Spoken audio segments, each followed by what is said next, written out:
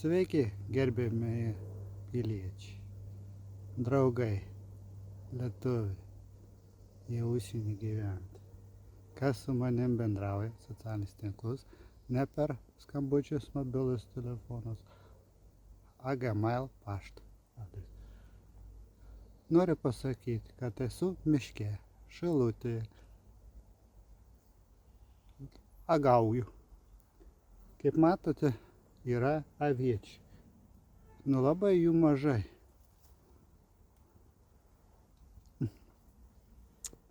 Kad jų galima prisirinkti.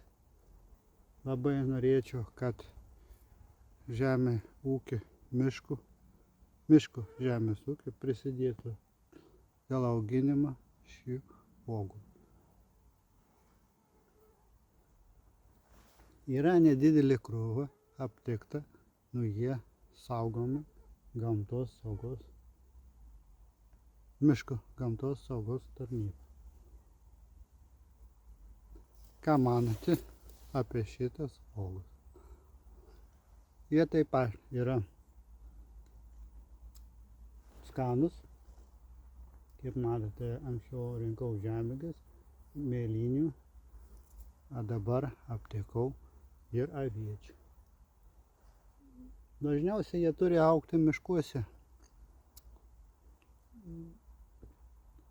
Nuo paskutiniu metu jų galima įsodinti pas save soduose.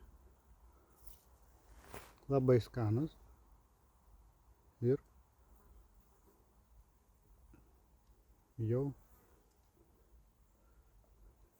prinokusius, kad galima jų valgyti.